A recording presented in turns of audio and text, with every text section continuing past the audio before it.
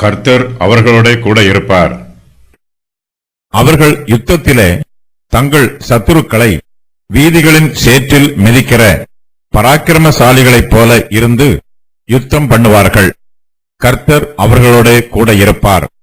குதிரைகளின் மேல் ஏறி வருகிறவர்கள் வெட்கப்படுவார்கள். நான் யூதா வம்சத்தாரை பலப்படுத்தி யோசேப்பு வம்சத்தாரை ரட்சித்து அவர்களை திரும்ப நிலைக்க பண்ணுவேன். நான் அவர்களுக்கு இறங்கினேன். அவர்கள் என்னால் ஒரு காலம் தள்ளிவிடப்படாதவர்களைப் போல் இருப்பார்கள். நான் அவர்களுடைய தேவனாகிய கர்த்தர். நான் அவர்களுக்கு செவி கொடுப்பேன். எப்பிராயீமர் பராக்கிரமரைப் போல இருப்பார்கள். மதுபானத்தால் களிப்பது போல அவர்களுடைய இருதயம் களிக்கும். அவர்களுடைய பிள்ளைகளும் அதைக் கண்டு மகிழ்வார்கள். அவர்கள் இருதயம் கர்த்தருக்குள் களிகோரும். நான் அவர்களை பார்த்து பயில் போட்டு அவர்களை கூட்டிக் கொள்ளுவேன். அவர்களை மீட்டுக் கொண்டேன். அவர்கள் பெருகி இருந்தது போலவே பெருகிப் போவார்கள். நான் அவர்களை ஜனங்களுக்குள்ளே இறைத்த பின்பு அவர்கள் தூர தேசங்களிலே என்னை நினைத்து தங்கள் பிள்ளைகளோடும் கூட பிழைத்து திரும்புவார்கள். நான் அவர்களை எகிப்து தேசத்திலிருந்து திரும்பி வரப்பண்ணி அவர்களை அசீரியாவிலிருந்து கூட்டிக் கொண்டு அவர்களை கீலேயாத் தேசத்துக்கும் லீபனோனுக்கும் வரப்பண்ணுவேன். அவர்களுக்கு இடம் போதாமற் போகும். இடுக்கம் என்கிற சமுத்திரத்தை கடக்கையில் அவர் சமுத்திரத்தின் அலைகளை அடிப்பார். அப்பொழுது நதியின் ஆழங்கள் எல்லாம் வறண்டு போகும். அசீரியாவின் கர்வம் தாழ்த்தப்படும். எகிப்தின் கொடுங்கோல் விலகிப் போகும். நான் அவர்களை கர்த்தருக்குள் பலப்படுத்துவேன். அவர்கள் அவருடைய நாமத்திலே நடந்து கொள்ளுவார்கள் என்று கர்த்தர் சொல்லுகிறார். கர்த்தர் தம்முடைய ஜனத்திற்கு அற்புதமான வாக்குத்தத்தங்களை சொல்லுகிறார். இந்த வாக்குத்தத்தங்கள் யூதா தேசத்திலே ஓரளவு நிறைவேறும். இவை தேவனுடைய ஆவிக்குரிய இஸ்ரவேல் தேசத்தார் மத்தியிலே பூரணமாய் நிறைவேறும். புதிய ஏற்பாட்டு காலத்து சுவிசேஷ சபையும் இயேசு கிறிஸ்துவின் மெய்யான விசுவாசிகள் அனைவரும் ஆவிக்குரிய இஸ்ரவேலராய் இருக்கிறார்கள். கர்த்தருடைய கிருபையும் சிலாக்கியமும் அவருடைய பரிசுத்தமான பிரசன்னமும் இஸ்ரவேல் வம்சத்தாருக்கு கொடுக்கப்படும். கர்த்தர் அவர்களை தம்முடைய ஜனமாக ஏற்றுக்கொள்வார். இஸ்ரவேல் வம்சத்தார் கர்த்தருக்கு சொந்தமானவர்கள். கர்த்தர் அவர்களோட கூட இருப்பார். கர்த்தர் அவர்களுக்கு இறங்குவார். இந்த சத்தியமே கர்த்தருடைய எல்லா ஆசீர்வாதங்களுக்கும் அஸ்திவாரமாய் இருக்கிறது. இஸ்ரவேல் வம்சத்தாருக்கு மதிப்பும் மரியாதையும் கனமும் சந்தோஷமும் உண்டாயிருக்கிறது. இவை எல்லாமே தேவனுடைய கிருபையினாலும் இரக்கத்தினாலும் அவர்களுக்கு கிடைத்திருக்கிறது. கர்த்தருடைய இரக்கத்தை பெற்றுக்கொள்வதற்கு யூதர்களுக்கு எந்த தகுதியும் இல்லை. கர்த்தரே தம்முடைய கிருபையினால் அவர்களுக்கு இறங்குகிறார். அவருடைய துக்கத்திற்கு பதிலாக அவர்களுக்கு சந்தோஷத்தை கொடுக்கிறார். அவர்கள் என்னால் ஒரு காலம் தள்ளிவிடப்படாதவர்களைப் போல இருப்பார்கள் என்று கர்த்தர் சொல்லுகிறார். தங்களுடைய பாவங்களுக்கு மனம் திரும்பி கர்த்தரிடத்திற்கு திரும்பி வருகிறவர்கள் அவருடைய கிருபையையும் இரக்கத்தையும் பெற்றுக்கொள்வார்கள். அவர்கள் கர்த்தரோடு ஐக்கியமாய் இருப்பார்கள். இஸ்ரவேல் வம்சத்தாருடைய பாவங்களின் நிமித்தமாய் கர்த்தர் அவர்களை பல சமயங்களில் தம்முடைய சமூகத்தை விட்டு தள்ளிவிட்டார். இப்போதோ அவர்களை தம்முடைய கிருபையினாலே தம்மிடத்தில் மறுபடியும் சேர்த்து கொண்டிருக்கிறார். அவர்கள் கர்த்தரால் ஒரு காலம் தள்ளிவிடப்படாதவர்களைப் போல கர்த்தரோடு கூட இருப்பார்கள். நான் அவர்களுடைய தேவனாகிய கர்த்தர், நான் அவர்களுக்கு செவி கொடுப்பேன் என்று கர்த்தர் சொல்லுகிறார். பூர்வ காலத்திலே கர்த்தர் இஸ்ரவேல் புத்திரருடைய முற்பிதாக்களோட உடன்படிக்கை பண்ணினார். கர்த்தர் அந்த உடன்படிக்கையை காத்துக்கொள்வார். அவர் உடன்படிக்கைக்கு உண்மை உள்ளவராய் இருப்பார். யூதர்களுக்கு விரோதமாக சத்துருக்கள் எழும்பி வருகிறார்கள். சத்துருக்களோட நடைபெறும் யுத்தங்களில் யூதர்களுக்கு ஜெயம் உண்டாகும். அவர்கள் யுத்தத்திலே தங்கள் சத்துருக்களை வீதிகளின் சேற்றில் மிதிக்கிற பராக்கிரமசாலிகளைப் போல இருந்து யுத்தம் பண்ணுவார்கள் என்று கர்த்தர் சொல்லுகிறார். அவர்கள் தங்கள் சரீரத்திலே பராக்கிரமசாலிகளாகவும் தங்கள் ஆவியிலே பலம் உள்ளவர்களாகவும் இருப்பார்கள். கர்த்தர் அவர்களோடு கூட இருப்பதினால் அவர்கள் யுத்தத்திலே தங்கள் சத்துருக்களை வீதிகளின் சேற்றிலே மிதிப்பார்கள். பராக்கிரமசாலிகளைப் போல இருந்து யுத்தம் பண்ணுவார்கள். கர்த்தர் இஸ்ரவேல் வம்சத்தாரோடு கூட இருப்பதினால் அவர்கள் யுத்தம் பண்ணாமல் சும்மா இருப்பார்கள் என்றும் கர்த்தரே அவர்களுக்காக யுத்தம் பண்ணுவார் என்றும் வேத பண்டிதர்களில் சிலர் இந்த வசனத்திற்கு விளக்கம் சொல்லுகிறார்கள். கர்த்தர் தம்முடைய ஜனத்திற்காக எல்லாவற்றையும் செய்து முடிப்பார் என்பது இவர்களுடைய வியாக்கியானம். யூதர்கள் சத்துருக்களோடு யுத்தம் பண்ணாமல் சும்மா இருந்தால் அவர்களுக்கு ஜெயம் கிடைக்காது. கர்த்தர் அவர்களோடு கூட இருக்கிறார் என்பது மெய்யான செய்தி. கர்த்தருடைய கிருபையுள்ள பிரசன்னம் அவர்களோடு கூட இருக்கிறது. கர்த்தர் அவர்களுக்கு உதவி செய்வார். யூதர்கள் செய்ய வேண்டிய வேலைகளை கர்த்தர் செய்வார் என்று எதிர்பார்க்க கூடாது. யூதர்கள் யுத்தம் பண்ணுவதற்கு கர்த்தர் உதவி செய்வார். யூதர்களை பலப்படுத்துவார், அவர்களை உற்சாகப்படுத்துவார். கர்த்தர் அவர்களோடு கூட இருந்து அவர்களுடைய பயத்தை நீக்குவார். கர்த்தர் அவர்களோடு கூட இருந்தாலும் யூதர்களை சத்துருக்களுக்கு விரோதமாய் யுத்தம் பண்ண வேண்டும். அப்போது குதிரைகள் மேல் ஏறி வருகிற சத்துருக்கள் வெட்கப்பட்டு போவார்கள். இயேசு கிறிஸ்துவின் சுவிசேஷத்தை பிரசங்கிக்கிறவர்கள் நல்ல போராட்டத்தை போராடுகிற யுத்த வீரர்களைப் போல முன்னேறி போக வேண்டும். கர்த்தர் தம்முடைய ஊழியக்காரர்களோடு கூட இருக்கிறார். ஊழியக்காரர்கள் கர்த்தருடைய பிரசன்னத்தை நினைத்து தைரியமாயும் உற்சாகமாயும் ஊழியம் செய்ய வேண்டும். ஊழியக்காரர்களுக்கு விரோதமாக வருகிற சத்துருக்கள் குதிரைகளின் மேல் ஏறி வருகிறவர்கள் போல் வருவார்கள். நாம் அவர்களை பார்த்து பயப்படக்கூடாது. நம்முடைய சத்துருக்களை விட நம்மோடு கூட இருக்கிற கர்த்தர் பெரியவர். நான் யூதா வம்சத்தாரை பலப்படுத்தி யோசேப்பு வம்சத்தாரை ரட்சித்து அவர்களை திரும்ப நிலைக்க பண்ணுவேன் என்று கர்த்தர் சொல்லுகிறார். நம்மை ரட்சிக்கிற கர்த்தரே நம்மை பலப்படுத்துகிற கர்த்தராகவும் இருக்கிறார். கர்த்தர் நம் மூலமாக கிரியை நடப்பிக்கிறார். கர்த்தர் நமக்கு கொடுத்திருக்கிற ஊழியங்களை நாம் நேர்த்தியாய் செய்வதற்கு நமக்கு உதவி செய்கிறார். கர்த்தர் சிதறிப்போன யூதர்களை ஒன்று கூட்டி அவர்களை மறுபடியும் அவர்களுடைய சொந்த தேசத்திற்கு அழைத்து வருவார். கர்த்தர் அவர்களை திரும்ப நிலைக்க பண்ணுவார்.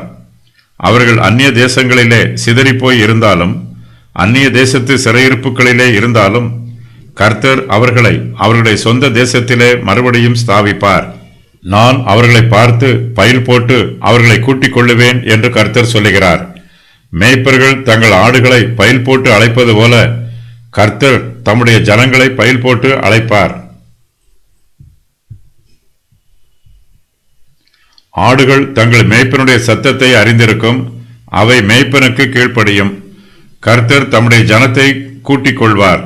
கர்த்தர் அவர்களை மீட்டுக் கொண்டார். எகிப்து தேசத்தின் அடிமைத்தனத்தில் இருந்தும் அசீரிய தேசத்தின் சிறையிருப்பில் இருந்தும் பாபிலோன் தேசத்து சிறையிருப்பில் இருந்தும் கர்த்தர் தம்முடைய ஜனங்களை விடுவித்து அவர்களை அவருடைய சொந்த தேசத்திற்கு அழைத்து கொண்டு வந்தார். அவர்களை கூட்டிக் கொள்ளுவேன் என்னும் வாக்கியத்திற்கு வேத பண்டிதர்கள் ஆவிக்குரிய வியாக்கியானமும் சொல்லுகிறார்கள். மனுஷருடைய ஆத்மா சாத்தானுக்கும் பாவத்திற்கும் அடிமையாய் இருக்கும்போது கர்த்தர் தம்முடைய ரட்சிப்பின் கிருபையினால் அந்த ஆத்துமாக்களை ரட்சித்து தம்மிடத்தில் சேர்த்துக் கொள்கிறார். ஆத்மாவின் அடிமைத்தனம் பாபிலோன் தேசத்து சிறையிருப்பை விட மோசமானது. அது எகிப்தின் அடிமைத்தனத்தை விட பயங்கரமானது. கர்த்தருடைய கிருபையினாலே அவருடைய பிள்ளைகளுக்கு மகிமையான விடுதலை உண்டாகும். நான் அவர்களை எகிப்து தேசத்தில் இருந்து திரும்பி வர பண்ணி அவர்களை அசீரியாவில் இருந்து கூட்டிக் கொண்டு அவர்களை கீலேயாத் தேசத்திற்கும் லீபனோனுக்கும் வர பண்ணுவேன் என்று கர்த்தர் சொல்லுகிறார். கர்த்தர் தம்முடைய ஜனத்திற்கு வாக்கு பண்ணின தேசமெல்லாம் அவர்களுக்கு சுதந்திரமாகும். கீலேயாத்தும் லீபனோனும் இஸ்ரவேல் வம்சத்தாருக்கு சொந்தமாகும். கர்த்தருடைய ஜனம் அந்நிய தேசங்களிலே சிதறி போவதற்கு முன்பாக அவர்கள் கானான் தேசத்திலே குடியிருந்தார்கள். அந்நிய தேசங்களுக்கு சிதறிப்போனவர்களை கர்த்தர் கூட்டிச் சேர்க்கிறார். சிதறிப்போனவர்களை கூட்டிச் சேர்ப்பது சிரமமான காரியம். ஆனாலும் கர்த்தர் தம்முடைய பலத்தினாலும் பராக்கிரமத்தினாலும் தடைகளை முறியடித்து தம்முடைய ஜனத்தை கூட்டிச் சேர்க்கிறார். இஸ்ரவேல் புத்திரர் எகிப்தின் அடிமைத்தனத்திலிருந்து விடுவிக்கப்பட்டு கானான் தேசத்திலே பிரவேசித்து அங்கே குடியேறியது வரைக்கும் அவர்களுக்கு அநேக பிரச்சனைகளும் அநேக தடைகளும் உண்டாயிற்று. கர்த்தர் எல்லா தடைகளையும் நீக்கி போட்டு தம்முடைய ஜனத்தை கானான் தேசத்திற்கு அழைத்து கொண்டு வந்தார். கர்த்தர் இஸ்ரவேல் புத்திரரை எகிப்தின் அடிமைத்தனத்திலிருந்து விடுவித்து செங்கடல் வழியாக வழிநடத்தினார். இடுக்கம் என்கிற சமுத்திரத்தை கடக்கையில் அவர் சமுத்திரத்தின் அலைகளை அடிப்பார். இஸ்ரவேல் புத்திரர் பிரவாகித்து வருகிற யோர்தான் நதியை கடக்க வேண்டியதாய் இருந்தது. அப்பொழுது நதியின் ஆழங்கள் எல்லாம் வறண்டு போகும். கர்த்தர் இஸ்ரவேல் வம்சத்தாருக்கு நலமான தேசத்தை வாக்கு பண்ணி இருக்கிறார். கர்த்தர் தம்முடைய ஜனத்திற்கு கானான் தேசத்தையும் வாக்கு பண்ணி அந்த தேசத்திலே தம்முடைய ஜனத்தையும் அழைத்து கொண்டு போய் அங்கே குடியேற்றுகிறார். கர்த்தர் தம்முடைய ஜனத்தை விடுவிக்கும் போது கர்த்தருடைய சித்தத்திற்கு விரோதமாக யாராலும் எதிர்த்து நிற்க முடியாது. அசீரியாவின் கர்வம் தாழ்த்தப்படும், எகிப்தின் கொடுங்கோல் விலகி போகும். கர்த்தர் புறப்பட்டு வரும்போது வழியில் இருக்கும் தடைகள் எல்லாம் விலகி போகும். கர்த்தர் சமுத்திரத்தின் அலைகளை அடிக்கும் போது அது விலகி போகும். எல்லா தேசங்களிலும் எல்லா ஜாதியார் மத்தியிலும் இயேசு கிறிஸ்துவின் சுவிசேஷம் பிரசங்கிக்கப்படுகிறது. ரட்சிக்கப்படுகிறவர்கள் இந்த உலகத்தின் பாவங்களை விட்டு விலகி கர்த்தருடைய சபையிலே சேர்த்து கொள்ளப்படுகிறார்கள். ஜனங்கள் ரட்சிக்கப்படுவதற்கும் சுவிசேஷ ஊழியத்திற்கும் ஏராளமான எதிர்ப்புகளும் தடைகளும் இருக்கிறது. ஆனாலும் பாதாளத்தின் வல்லமைகளால் கர்த்தருடைய சபையை மேற்கொள்ள முடியாது. கர்த்தர் செங்கடலை இரண்டாக பிளந்தபோது இஸ்ரவேல் ஜனங்கள் வெட்டாந்தரையிலே நடப்பது போல செங்கடலை கடந்தார்கள். கர்த்தருடைய ஜனம் செங்கடலை கடந்து தீர்ந்த பின்பு இரண்டாய் பிளந்திருந்த செங்கடல் மறுபடியும் ஒன்றாய் சேர்ந்தது. இஸ்ரவேல் புத்திரரை பின்தொடர்ந்து வந்த எகிப்தியர்கள் அனைவரும் செங்கடலிலே மூழ்கி மரித்து போனார்கள். இஸ்ரவேல் புத்திரர் கானான் தேசத்திற்குள் பிரவேசிப்பதற்கு முன்பாக பிரவாகித்து ஓடுகிற யோர்தான் நதி தரித்து நின்றது.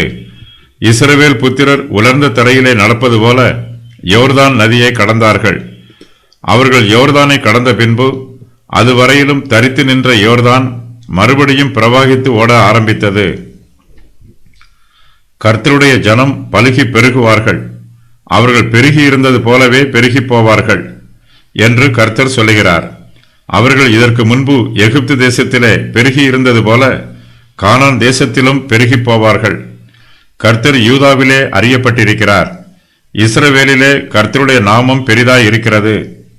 கர்த்தர் இஸ்ரவேல் தேசத்தில் மாத்திரமே தம்முடைய பிரமாணங்களையும் நியமங்களையும் கொடுக்கிறார். பழைய ஏற்பாட்டு காலத்தில் கர்த்தருடைய பிரமாணம் யூதர்களுக்கு மாத்திரம் என்று பிரத்யேகமாக வெளிப்படுத்தப்பட்டது. கர்த்தர் இஸ்ரவேலின் தேவனாக இருக்கிறார், யூதர்கள் கர்த்தருடைய இஸ்ரவேலர்களாக இருக்கிறார்கள். புதிய ஏற்பாட்டு காலத்து சுவிசேஷ சபை ஆவிக்குரிய இஸ்ரவேலாய் இருக்கிறது. இதன் வாசல் ஒடுக்கமானது. சபையின் கூடாரம் விஸ்தாரம் பண்ணப்பட வேண்டும். கர்த்தர் தம்முடைய ஜனங்களை அந்நிய தேசங்களிலே சிதறிப்போக பண்ணினார். சிதறிப்போனவர்கள் தூர தேசங்களிலே கர்த்தரை நினைப்பார்கள். அவர்கள் தங்கள் பிள்ளைகளோடு கூட பிழைத்து கர்த்தரிடத்திற்கு திரும்புவார்கள். யூதர்கள் அந்நிய தேசங்களுக்கு சிதறிப்போனது இந்த பூமியின் மீது விதையை இறைப்பதற்கு ஒப்பாயிருக்கிறது. விதையை தூவும் போது விளைச்சல் அதிகமாயிருக்கும். எல்லா விதைகளையும் ஒரே இடத்தில் விதைக்காமல் அதை பரவலாக தூவி விதைக்க வேண்டும். தம்முடைய ஜனம் பலுகி பெருக வேண்டும் என்பதற்காக கர்த்தர் அவர்களை அந்நிய தேசங்களிலே சிதறிப்போக பண்ணுகிறார். கர்த்தர் இஸ்ரவேல் ஜனங்களை புறஜாதி ஜனங்களுக்குள்ளே இறைக்கிறார்.